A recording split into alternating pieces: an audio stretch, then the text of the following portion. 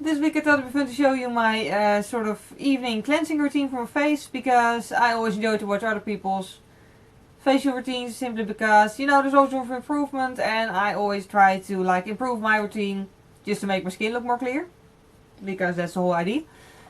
So yeah, but by now I've sort of figured out a routine that really works well for my skin, so I thought I'd show you. So yeah, let's just get started. What I usually start out with when I've used makeup, that is, because if I haven't used makeup then obviously there's no much need to remove it. But yeah, if I did use makeup then I always start out with the EasyNote Pure Blue makeup remover. It's just a makeup remover. It actually, like, this bottle is almost empty, but it's actually the type of stuff that's like, top part is blue, the bottom part is like clear, and then you have to shake it and then you can use it. But yeah, that doesn't really work anymore because it's almost empty.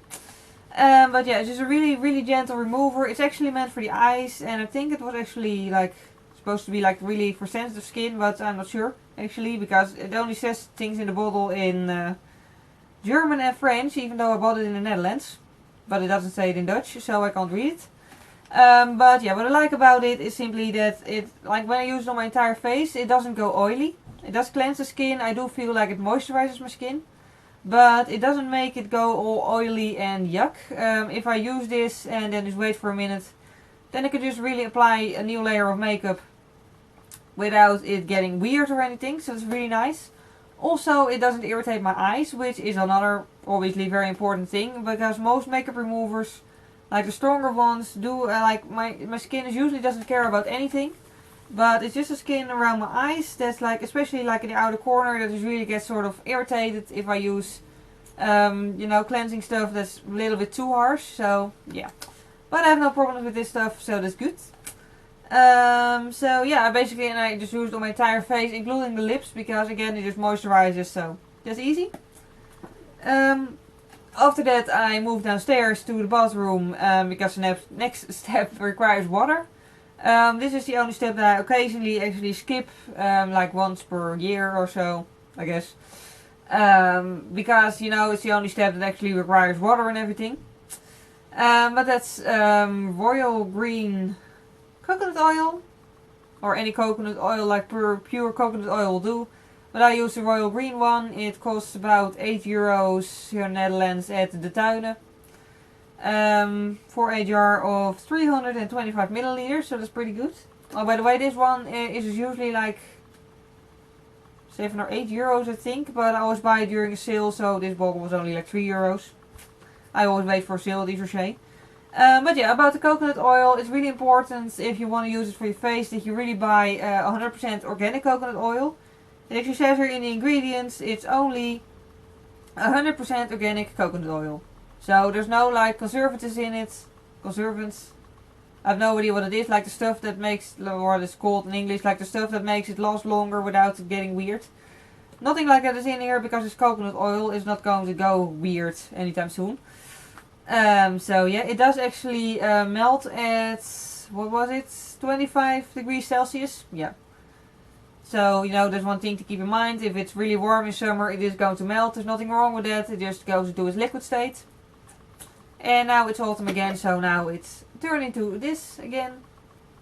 And I just scoop some out of it with a spoon and keep that in my bathroom. And what I do with this is I just mainly put it on my eyes, and especially when I use mascara, I really rub it in my eyelashes so all the mascara just really comes loose. If I'm wearing like really long lasting lipstick, I also use it on my lips, because it also really like, oil just really like sort of loosens that, so that's good. And I just smear a little bit on the rest of my face, and then I usually just let it sort of sink into the skin a little bit, because it also moisturizes really well. Then I usually just go brush my teeth first, and then I move on to a washing cloth and warm water to just rub everything off carefully, just, you know, all the remains of makeup and everything. Yeah, and then again, if I use a lot of mascara, I also use, I actually forgot to grab that, but yeah, so I can't show it to you.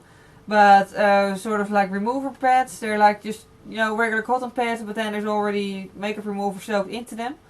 By Kruidvat here in the Netherlands. So if you're not in the Netherlands, it's not very useful, but I'm pretty sure any drugstore will have, you know, a similar product.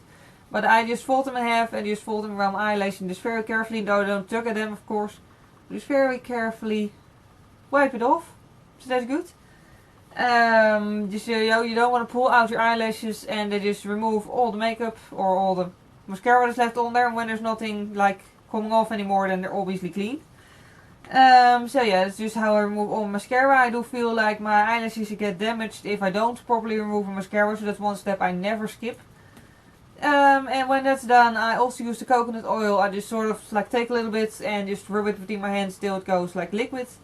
And then I rub it on a old mascara wand that I actually completely cleaned. Like the mascara dried out completely, so I threw that away.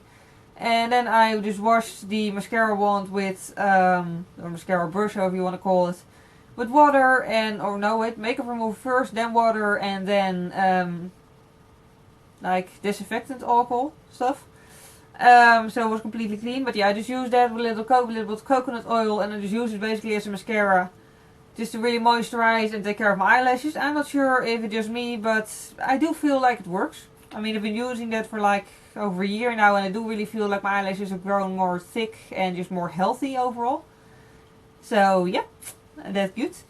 And I also use a lip balm at that point, which isn't really any specific lip balm. I just use mostly lip balms from EasyNote because it's cheap and they're often on sale.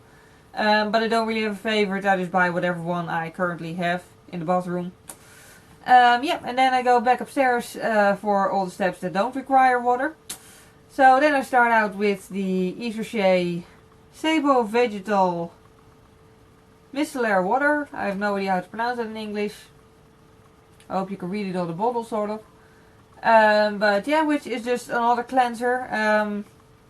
I just use it with a cotton pad, obviously, and just run it over my face. And really, like, this is, by the way, then the third time of cleaning my face. Like, first I used the makeup remover, and then the coconut oil, and then this. But it does really make me feel like even with this last step, I still get sometimes a little bit of makeup still on the cotton pad. So yeah, I just feel like the more often you clean it, the better. Or at least for my skin it goes. Just so I'm really sure that every little bit of makeup and everything is off my skin. And when that's done, I just finish it off with moisturizer. Nighttime moisturizers usually are more like nourishing and hydrating than daytime moisturizers. So I use a daytime moisturizer because I have oily skin, and if I put something on it that's too nourishing and too hydrating, then my skin just gets more oily and just gets like red spots, and just, yeah, it doesn't go better from it. So yeah, I just use daytime moisturizers, which are, you know, more mild, and yeah. I use these little jars, just, well, this specific little jar actually, which is just a travel size, and I just fill it up with whatever sample. I have like a whole bunch of those little tiny makeup, or not makeup samples, but skin moisturizer samples, which I really want to use because I've had them for ages. Well, not too long obviously, but you know, I never actually used them, so I figured I might as well just start using them. So yeah, I just like to put them all in a, well, you know, all of the same kind in one little jar. And then I just use a little brush to scoop it up because I don't want to go with my fingers into it each and every time because it doesn't feel very hygienic. So I just scoop a little bit of it up with a brush and just apply it on my forehead and cheeks and also to my neck a little bit. And then I just spread it out using my hands. And yeah, that's basically it for my entire skin routine in the evening.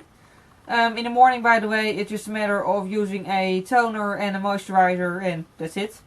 So yeah, I'm not going to make a separate video on that because I'll only be showing an EasyNote toner and a moisturizer that I want to mix from a moisturizer by the Tuinen and some SPF stuff.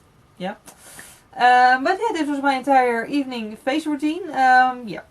If you have, well, obviously most people have a face routine. If you have any like handy ideas and everything that you want to share, then please feel free to share them as well in the comment section, because I'd really like to like get more of these for skincare. I mean, you know, even my skin, like it works well for me now, but I still sort of want to improve my skincare routine because I still feel like it could be even better. So yeah, in any case, I hope this video was useful to some of you. Yeah, I hope this video was useful to some of you. In any case, really thank you very much for watching, and see you next time. Bye. Hello. Today we've got another shopping haul video for you. Yeah, because I didn't really go shopping this month. Well, I did go shopping once. In any case, yeah,